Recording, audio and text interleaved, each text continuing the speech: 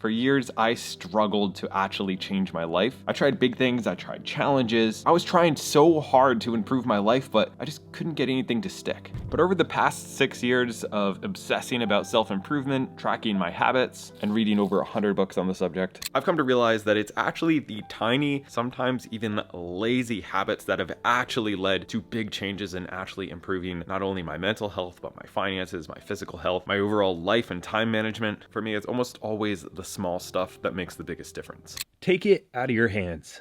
I have come to realize that I can just not be trusted. Like, I have very little self-control, and I think most of us say that we don't have enough time to do whatever it is you want to do, but if you look at your screen time, you have enough time. So something that I've started doing is tricking myself and setting limits on myself so that I don't have to use any self-control. Let me explain. Like, I have this thing on my phone, it's called Brick, which is the name of this thing right here, not a sponsor, but I can just scan my phone to it, and now I can't use any social media if I want to unless I scan the Brick again. This was like 20 bucks and was a great investment for me, but I've used cookie jars, I've used different apps, there's tons of different ways to do this. But if you struggle with something, instead of using willpower to try to stop it, you only need willpower for like 5 seconds in order to use something like this, and it can save you hours of your day and like years of your life. So I guess I just started like tricking myself to force myself to stay focused. And then of course we can use the Ben Franklin rule. This is just like a trick that I learned from reading about Ben Franklin, and it's simply to put things away immediately after use. And this is also something that my mom used to say, which is that it's easier to keep up than it is to catch up. So this applies to everything. Like, while cooking dinner, as I use things, I immediately put them away so that I don't have a huge pile to clean up afterwards. Throughout the day, we try to put stuff away as much as possible. In my office, once I use a camera or a lens, I try not to just leave it sitting around, but I put it away immediately. Pay no mind to this. It's a small thing, it's a simple thing, but it really keeps my life and my house from getting stressed out by just doing tiny things throughout the day. And that leads me into batching. I try to do this with everything in life. We cook in batches so that we don't have to cook every single day, put it in the freezer, put it in Tupperware, whatever. I do this with email, with text messages. Well, I'll have certain times of the day that I'll try to answer everything and just ignore it the rest of the time. I even do it with things like shooting my YouTube videos, where I'll shoot all of one or multiple of some in a day. That way I don't have to do it constantly. Grouping any similar tasks together is a huge time saver, which I guess is a good lead into time blocking. Most of us know about time blocking, which is just breaking up your day into different blocks so that you are not multitasking constantly and you know what you're supposed to do. But I use it a couple different ways. First, I do something I like to call like mini monk modes. Simply means that I'll take a block of time, maybe it's 4 hours or 2 hours, where I will shut off my Wi-Fi on my laptop. I'll break my phone like I showed. I won't receive any disturbances, and I can get done an insane amount of work simply by setting that work up for success, by blocking some things out and just becoming unavailable to everybody. I'll also break that down even more by setting up timers. So this is kind of the idea that work will fill the amount of time you give it. So if I only give myself 20 minutes to do something, I can generally get that thing done in about 20 minutes. Maybe it's not as perfect as I would like it to be, but generally it's good enough and it's done and I can move on with my life. And just by setting timers for most of the tasks I do throughout the day, I can be way more productive and just waste less time because I have this firm deadline that I need to get to. And if I didn't have that, things just drag on forever because it's kind of my own boss. So there's nobody forcing me to do it, and I need to kind of make it a challenge for myself. The 5-second rule. Pretty sure this is from Mel Robbins. You know those times where you're laying in bed and your alarm went off and you hit the snooze button and you don't want to get out of bed because it's warm, soft and cozy in there. You're gonna be late for work and things get bad. Well, that happens to me all the time, whether it's getting into a cold plunge or getting out of bed, getting up off the couch, or actually turning on the camera. I almost never want to do what I know I should be doing. And so I use the 5-second rule, which is very simple. You simply count down from 5. You go 5, 4, 3, 2, 1, blast off. And on 1, you just train yourself to get up and do stuff, because that's what we're like accustomed to doing throughout our lives. Like, you hear a countdown, something happens. And it took me a little bit to make this one stick, but now I can pretty much always convince myself to do something simply by giving myself a 5-second countdown. It's so stupid and simple and fast that it actually works. Like, try it later today, try it tomorrow morning, try it. You'll see that this 5-second rule actually works. The 1-minute cleanup. Naturally, I'm a very messy person, but I hate my house being a mess. It's super incredibly stressful. So not only do we do things like keeping a donation box, doing the Ben Franklin rule of just putting things away immediately after using, but we also do 1-minute cleanups. So throughout the day, generally we'll have 2 to 3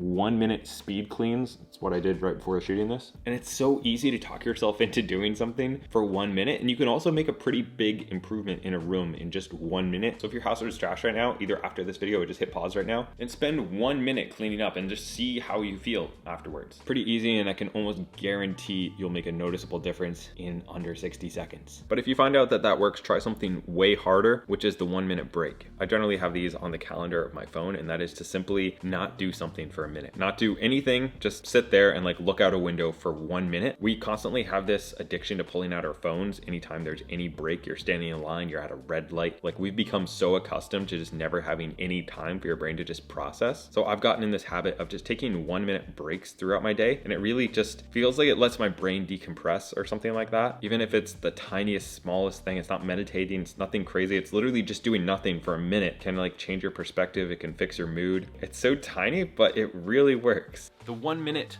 money check. I've gone two ways with my money. I either have ignored it and just not really checked my money ever at all, or I will check it like 17 times a day. So now I kind of have this idea of a 1 minute money check that I'm allowed once a day. So like for my bank accounts, I will check them pretty much every single day just to kind of keep an eye on things. I also keep very little in my checking account because this kind of keeps me hungry for more money. If I keep everything in there and I don't separate it into savings or investments, then I feel less, not stressed, but like I'm less motivated to work harder. So I actually like hide money from myself in order to keep myself motivated to continue to progress. And then like for my investments, I've been using this free app called Blossom. I just put all my investment accounts in there, and then I can see how they're performing throughout the day all in one place instead of checking like, you know, a couple different accounts. It's actually really cool. I'll leave a link down below. You can join, it's completely free, and you can actually see my investment accounts as well as yours. You can like follow other people, so it's very transparent. I think it's great, and I like just having everything in one place so I can check it, and it just kind of keeps me motivated to put more money in there and to grow it. I guess kind of going along with that, making a financial vision board or goal. I do this where I either write down on my whiteboard, or I've had it as a screensaver on my phone, or right now I just have like a picture on my wall of a personal financial goal for me. And just seeing your goals, whether it's, you know, physical, mental, whatever it is, relationships, seeing that goal every single day and just taking the 30 seconds to set it somewhere where you can see it has definitely helped me achieve a lot more goals because I stay motivated. I remember why I'm doing things. It's for this, you know, kind of cool future that I want to see for myself. And a lot of times, you know, reaching that goal is not really as important as seeing it and being reminded of it and enjoying the journey chasing it. So pick a goal that's really important to you and put it somewhere where you can see it every single day. Turn off one unnecessary notification. I use this app called Unroll.me, or just Unroll Me, I don't know what it's called. And like once a week for like a minute, I will just go through and unsubscribe from a billion different emails, because a lot of times we sign up for something on a website or somehow somebody gets our emails. I don't know how that works. And we just start getting email after email, and then the next thing you know, you've checked an email from a company that you don't even want to see like 100 times over the year, and it adds nothing to your life. So I've actually been going through and just like unsubscribing from a bunch of emails like once a week, and it just keeps my inbox a lot clearer. I also do this on my phone where I set up focus mode, and then automatically throughout the day at 9 o'clock it turns on, at 5 o'clock it turns off, and I just don't receive calls or notifications from anybody besides the people who I want to receive them from throughout the day. And that just makes me check my phone a lot less. And again, it's like 30 seconds or a minute to set up, and then you have a lot of your freedom and mental space, and you get distracted a lot less throughout the day. They're kind of small things, but I always look for one decision that I can make right now that will make 1,000 decisions in the future. Like one thing that I can set up and then it'll improve my life pretty much like forever. Keep the apps simple. I've used tons of complicated apps in the past to organize my life and my work, such as time blocking calendars, notes, to-dos, and different project tools. The key problem with all of those is that they are so rigid and it takes time to maintain everything. So the critical idea is to not fight with the app, but to find something that works seamlessly with what you're trying to do. I found a really easy and simple app, and it's honestly really effective for daily use. I've started really quickly and organized my life and my work to take notes, do weekly planning, set up and track my goals, organize my family routine, and even made a vision board. And of course, manage some work projects on there with making a content calendar. It's an absolutely like a new approach to visual organization. It reminds me kind of like of a bullet journal. You can kind of just organize everything as you see fit, arrange and adjust notes, visuals, widgets, and simple tables. And then of course you can customize your moods, your fonts, your styles. Xtiles also has like a dedicated panel that simplifies managing your daily schedule. All tasks across different projects are all in one simple space. You can even connect to your Google Calendar so that you can see events, and everything is synced with mobile so you can control your schedule when you're on the go. And if you want more, you can find templates for every area of your life, from trip planning to habits to book trackers. Also just want to thank Xtiles for sponsoring this video. If you'd like like to try them out, check out the link down in the description. It's absolutely free to use, which is awesome, and their premiums are actually pretty cheap as well. Definitely worth checking out. Try freezing a credit card or maybe even canceling it. This is something that I do once or twice a year. It's kind of annoying. A lot of times we might have a bunch of subscriptions or things that we sign up for throughout the year, and it's like kind of a pain to go through and like stop them all. So if you want to do something that's even more of a pain, you can like either cancel or freeze a credit card, and then that will stop paying for everything, so you'll save a little bit of money. And then the things that you actually want to pay for, you're gonna have to re-sign up for or re-put in your credit card info for. That way you're forced to be very intentional and look at the harsh truth of your spending. Canceling it might only take a minute, but resetting things up are probably gonna take longer. But honestly, it's one of the best ways to just have like a hard reset, which a lot of times is pretty useful. Which kind of related to that, you can also steal from yourself. I set up automatic transfers from my bank account into investing accounts so that I'm constantly investing without having to think about it. So kind of stealing from my present self to invest into my future self. I also have gotten late fees a few times by not having automatic payments set up for different bills. So taking some time to go ahead and set up automatic payments is a big way to make sure you're never wasting money on late fees or stupid stuff like that, and can just keep things generally more organized. Also consider cleaning your social media. Again, about once a month, I will go through and look at all my followed accounts or just things that show up on my Instagram, especially because that's like pretty much the only social that I use. And I'll just make sure that I'm not following people that don't add something to my life. So if they are just entertainment, if they have negative stuff, or even if they're just spamming me too much, I will go ahead and unfollow a ton of people so that every time I do go on there, I'm getting something positive and I'm kind of learning something, because it can slowly morph into just like entertainment and brainless scrolling and stuff. So just taking a minute and going through and like unfollowing 50 people is actually really helpful. By the way, if you are over on Instagram, follow me because I hardly ever post. Turn off the music.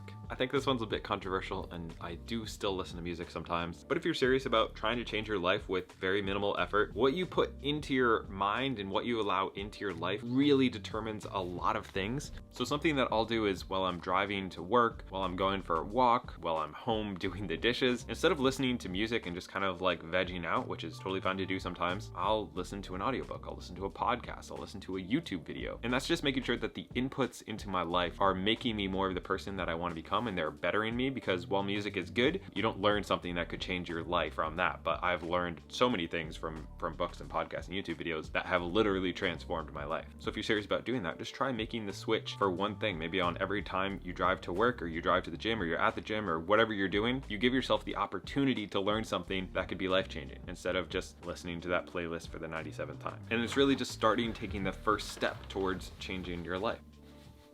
I have simplified my life for the foreseeable future by only wearing black and finding one brand of clothes that fits me really well. Again, it comes down to these making one decision that makes a billion decisions for you. Most people aren't gonna only wanna wear black. I just spill coffee on myself constantly, and I have 2 small kids who like drool all over me and stuff. It's a whole thing. But if you can go through your closet, only pick the things that you actually wear, and then every time you just close your eyes and you look in and grab something from your closet, it's your favorite thing to wear, it can save you an incredible amount of time and like just mental space by doing that once. Like I've been pretty much only wearing these Legends shirts. They actually fit really, really good. I have a link down in the description if you do want to check them out with like 20% off, I think. But it's really just taking the time to find one thing that fits me really well, and then I could just wear that for the next couple of years, and they're, you know, high quality and not going to wear out. And like I'd never have to think about shopping for the next couple of years. Again, one decision that makes a bunch. The nightly mental drop. I use this journal thing, but you can use a piece of paper or whatever you want to use. And I just plan out what I'm going to do the next day with the most important thing, so that when I wake up in the morning, I know what I need to get done in order to progress in my life.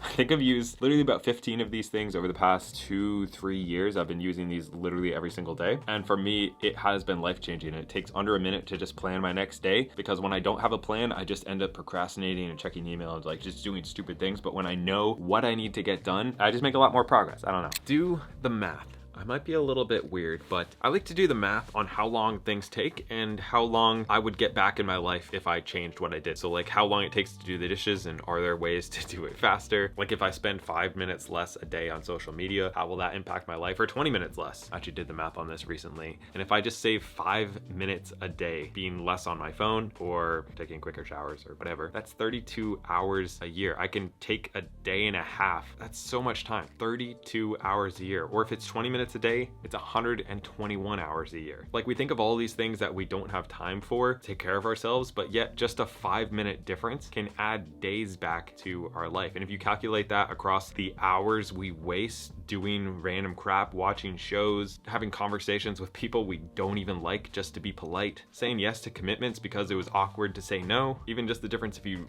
take it a step further to moving 20 minutes closer to work. That can literally be life-changing when you calculate all that up. Like if you think you don't have time for stuff, if you made some changes, you could have time to do a lot of the things you might have wanted to do, to learn how to play guitar, which at some point I will do. I need to get a new string. That's the problem. I just need to get a new string.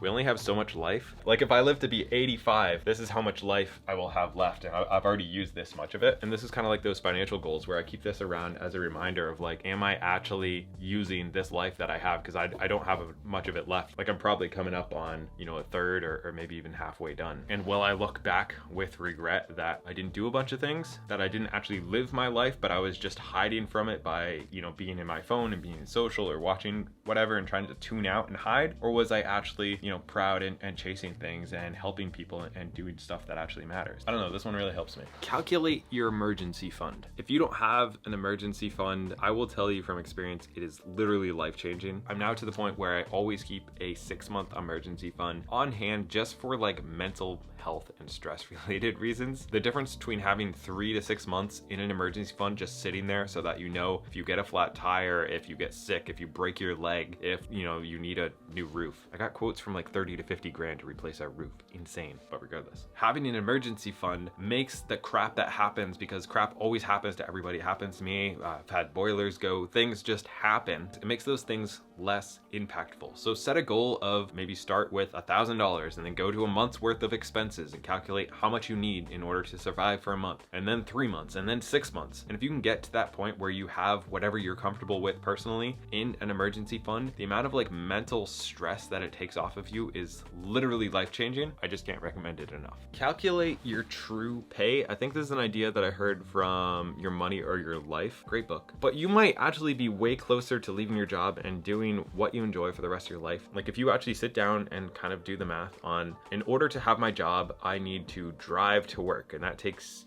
half an hour both ways. I got gas in there, wear and tear on a car. Maybe I wouldn't even need a car if I didn't go to work, or I could use a different car. I've got clothes, I've got time spent in classes and stuff. Maybe you have to pay for licensing fees. Like there's so many different things. Maybe you have to buy food, or you have to go on trips, or like whatever you have to do. You calculate every expense humanly possible, including all the time that goes into having your job. And if you calculate that, a lot of times you earn way less per hour than you think you do if you calculate all that in. And you could actually move to working at home, maybe take a 25% pay cut, and still have the same amount of money at the end of the day. So just look at your job and see how much you're actually making. It can actually open up a lot of possibilities. Make an evening routine. If you don't have an evening routine, these are actually great. I never had an evening routine until like last year or something like that. I just kind of let whatever happens, and by doing that, I didn't sleep very well at all. So now I have a routine where, a certain time before bed, stop being on phone or any screens. I read before bed, even like lay out my clothes for the next day. I've gotten to the point where like I have certain like lights that are turned on and stuff, so I'm a little neurotic, whatever. But a lot of people talk about morning routines and kind of like look at that a lot, but evening routines can generally even be more helpful or is equally helpful, because getting sleep drastically changes how you are throughout the day, your productivity levels, how happy you are and stuff. So making sure that you're setting up your night for successful sleep can really make a big impact. And it's going to be different for anybody, so just start experimenting. If you enjoyed this video, don't forget to subscribe. It is also free and hopefully can improve your life. I don't know. That's goodbye.